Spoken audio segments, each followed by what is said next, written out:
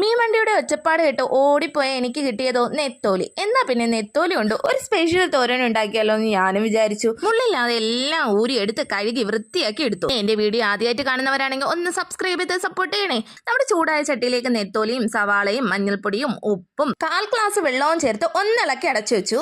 ജാറിലേക്ക് തേങ്ങ, പച്ചമുളക്, മുളക് പൊടി, കുറച്ച് മഞ്ഞൾപ്പൊടിയും ചേർത്ത് വെള്ളം ചേർക്കാതെ ഒന്ന് അടിച്ചെടുക്കാം. വെള്ളമൊക്കെ സെറ്റായി വന്നിട്ടുണ്ട്. അതിലേക്ക് ഞാൻ കുറച്ച് തക്കാളി ഇട്ട് കൊടുക്കുന്നുണ്ട്. പിന്നെ നമ്മുടെ ചതച്ച അരപ്പ് കൂടി ചേർത്ത് ഒന്ന് ഇളക്കി കൊടുക്കാം. വീഡിയോ കണ്ടിട്ട് പോകാതെ ഒന്ന് ലൈക്കും സബ്സ്ക്രൈബും ചെയ്യണേ.